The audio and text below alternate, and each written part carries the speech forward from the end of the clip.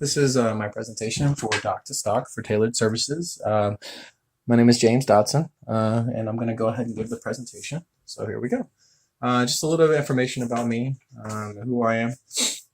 My name is James Dodson. I'm 35 years old, originally from Texas, and I'm currently living in Southern California. After the military, this is how I kind of ended up here. I joined the military at 19, traveled the world. I've been to over 10 countries.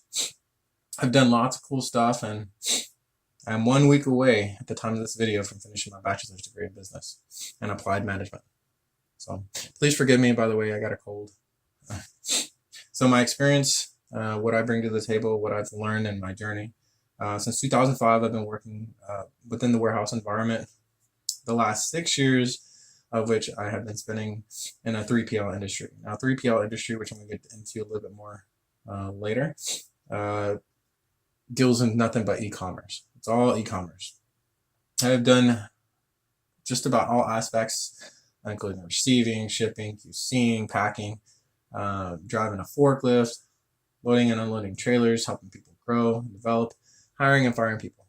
Pretty much all across the board, anything you can think of as to do with within a warehouse environment. So what I currently do, I work as an operations supervisor managing the receiving department at where I work, my company, Tailored Services. And I've been doing this for the last 5 months. So it's been a pretty cool journey. This is where my life's taken me, and this is where my career is headed. So third-party logistics. So just a brief overview of what a third-party logistics company does. For anyone not familiar with the industry, this, in a nutshell, a 3PL company manages client inventory for products sold in the online environment. And this means anything and everything. This means you can have a mattress, you can have dressers, you can have dietary supplements, clothes, pretty much anything you can sell online, just like Amazon. You go to Amazon and you see all different kinds of things on there, and you can purchase. You can see different consumers, but those products that they sell in those online environments, they have to have a warehouse to store them at, and process those orders through. And that's what a third-party logistics does in a nutshell. But for the fancy definition, if you want that, as one website puts it, a supply chain integrator that assembles and manages the resources, capabilities, and technology of its own organization with those of complementary service providers to deliver a comprehensive supply chain solution. It's pretty fancy, but in a nutshell, we just manage inventory for clients. So why should we use a 3PL? The simple understanding of this is that a 3PL is a cost-effective solution. All right, clients, they're good at selling their products. They're good at doing their services, but when it comes down to it, this doesn't mean they have enough space to store their products. They don't. This also means things like high labor costs and being able to prep inventory for shipping and provide special needs to customers. The costs associated with these processes can be astronomical. This is where the 3PLs come into play. You get all your inventory needs taken care of at a lower cost, and that's super important across the industry. For e-commerce, all right, again, like I said, we can manage anything and everything that you can imagine that is sold by by clients within the online environment.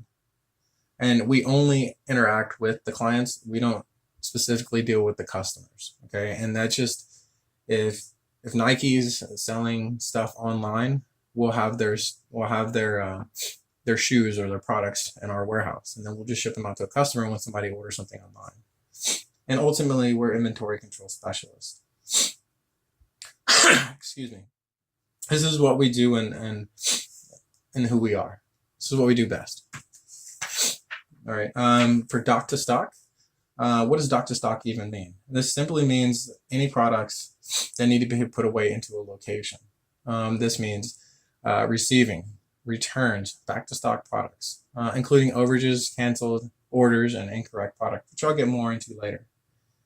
But in a warehouse environment, you need to be able to locate products at a moment's notice, because clients or customers could place orders. And if we don't have those orders ready, which I'm going to talk about a little bit more when we get into the issue side of it, at the time that customer places the order, that's going to send red flags up and down the chain, and people are going to get angry. And we don't want to make the customer mad. Okay. So talking at the top, receiving, it's any inbound products that come into the company, where we have to make systematic adjustments to say it's from the dock into a location. All right. Returns, or something is called reverse logistics, is that pretty much you take a product back to a retail store and you get money for it because you don't want it anymore. It's damaged or dysfunctional or some reason like that. Well, we have to deal with that in the online environment. And back to stock products, this includes overpicked parts. It also includes products that were canceled, and then the incorrect parts that pickers pick. So in this slide, you see pickers putting away stuff, and then you also see them picking stuff. So for orders, this is kind of how the process works. Okay, dock to stock and the impact. So why is this such a major issue? Okay, this is all about the bottom line when it comes down to it. We get lost products, we get lost time, lost efficiency, which ultimately equal unhappy customers. Okay. The other side of the coin, the opposite is true. If there's better inventory control, there's improved process, better flow, better departments, which equal happy customers as well. Okay, the dock to stock research. There's two types of research that I focused on. It was quantitative and then the qualitative. The quantitative, it's all based on the numbers, and I'm going to talk about the industry standards and the current state of where my organization stands. And then also the qualitative state of everything. That includes the interviews, the stakeholders, the managers, the tailored employees pretty much, and any related issues that affected the numbers. Because ultimately, what I noticed across the board, which I'll talk more about later, is that qualitative information had a direct impact on the results, the benchmarks for quantitative research. So the dock to stock quantitative research that I this included time trials and benchmarks based on the industry standard and the internal state of the company. All right, so you got receiving and you got returns that I conducted the research in. With the chart on your right, you can see that the top performers are at 3.9 hours to get from the time the product enters into the facility and to the time it gets put away. And that's a big, huge thing because you can't clutter up your docks. You don't want any product just hanging around because what Tailored Services does is anything that's left on the dock, it doesn't have a location and we can't allocate orders to that. The clients will see inventory in our system, but they can't place orders for them, which makes the clients upset. Okay.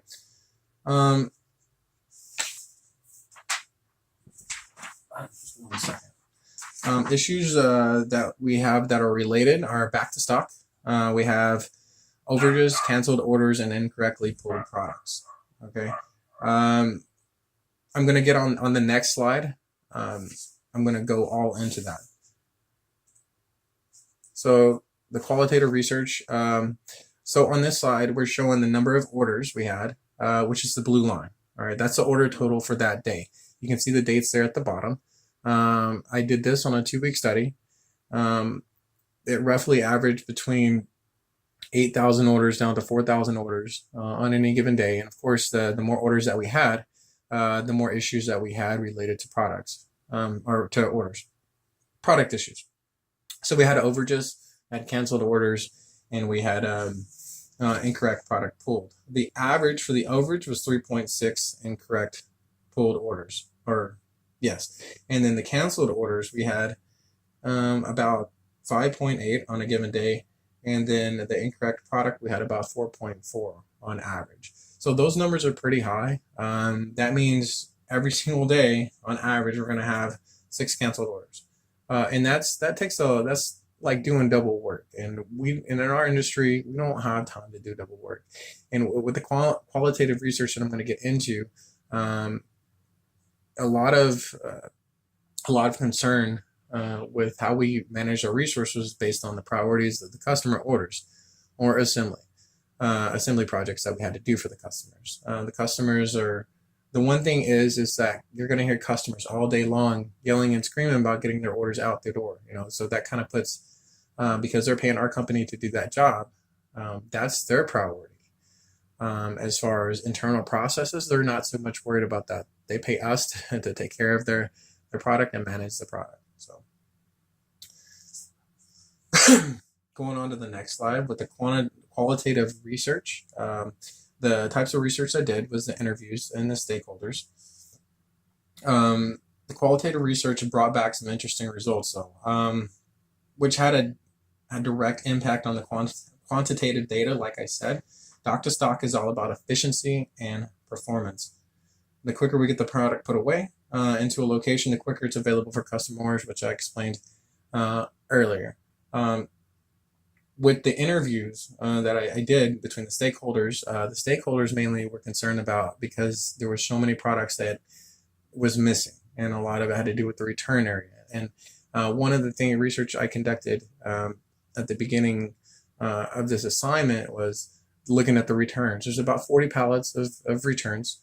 They were all mixed pallets. There were small boxes and things like that, and they were all put into one location. Now, if you can imagine about 1,000 different products in one area, and you have an order to go pick, you realize the difficulties and the time it can take if it's not in a centralized location.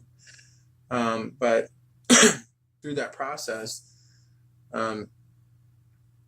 you learn a lot of things from mainly the tailored employees that's been there for a long time. You do the research, you realize just different resources that aren't being utilized, and the managers that I spoke with, they had some pretty good ideas about fixing that problem. But I'll touch a little bit more on that when I get to the solution side. But their main issues, speaking with the managers, they wanted to get the priorities out. The supervisor, the lead, they were harping on the same thing. And then the employees actually putting away the product or pulling the product, they were only doing what they were told, which was focused on the priorities. But that put a huge burden on anything that needed to go back to stock.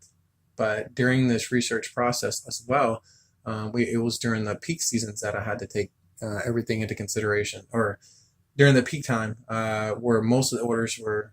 This is when we get the most orders. So if you think about Thanksgiving and Black Friday and things like that, then you start to realize that there's people are ordering things like crazy because of the holidays, because of Christmas is coming up, things like that. Pushing down to priorities. Priorities, again, was the root cause of why the buildup of Dock to Stock. But there's an adverse effect to that because we're sending all our priorities and resources onto orders and customer projects. That limits our amount of equipment that we have, mainly the forklifts, in order to pull the products. So that is just a little bit of it when it comes to having to deal with those issues of trying to get stuff put away. We don't have people to do that. And then the training. There's a lot of new staff on board, a lot of temps, a lot of people that don't really understand the process. And they were pulling wrong things, they were over pulling, but it was just a matter of get the job done. So my Dock to Stock proposed solution. The previous solution was put away after priorities, hire employees, or hire an employee to put away, implement disciplinary actions and inventory control. Now with the put away, this was an issue because there was always priorities. This priorities always took precedence over everything. They brought new employees on board, but again, it was just mainly for just doing whatever they could do. Maybe not having the experience, maybe not knowing anything about the industry, just employees that came on board with just the mindset to collect a paycheck. So they didn't give as much of a thought to doing the processes right, just get the job done. For implementing disciplinary action, this was mainly for accountability. But the problem with that is nobody really stuck to their guns on that. It just kind of fell on the back burner. And when that happens, just not as many people care to do the right thing. A lot of corners are getting cut, and people are just over pulling or not pulling the right stuff and just putting it to the side and then going back out and pulling the right stuff. So that was an issue. The inventory control. they wanted them. I found out that the managers wanted the inventory control to take over these issues, get stuff away, figure out why things were pulled incorrectly, etc. So inventory control already had a lot of stuff on their plate. So such as the cycle counts, capacity reports, things like that, that they had to take care of, but they didn't have enough time. There was physical inventories, all sorts of stuff that that inventory control is already trying to break down and solve. So, but my proposed solutions, this is where it gets into what's going to improve the process, going to help the flow, and help the efficiency. So one is to put away the product at the time an issue occurs. And what that really does is it eliminates the buildup of products that could potentially end up lost or damaged. And that's what happened with a lot of the things with the customers. They're complaining because we can't find the product in time. This means there's canceled orders. This means that their customers aren't happy. And our goal is to keep our customers happy. So the second thing was to hire qualified candidates. This is more so people with background in inventory control, people who had picking experience before, put away experience, that just had the experience in an overall warehouse environment in general. Then one of the bigger things that I brought to the attention, or wanted to bring the attention, is educating employees.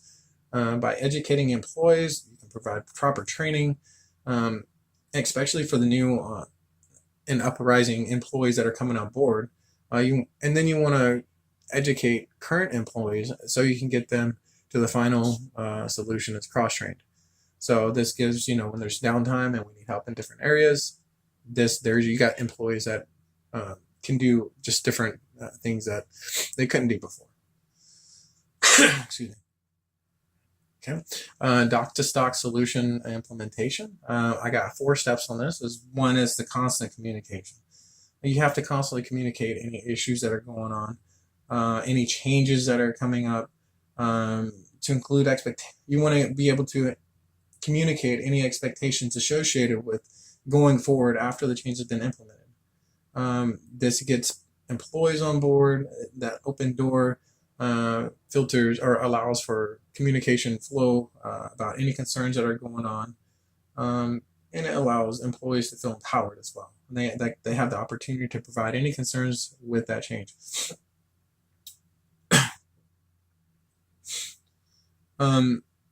By opening that door, by opening that door for communication to flow from employees to management, this will allow employees to voice their opinion, making them feel valued throughout the process.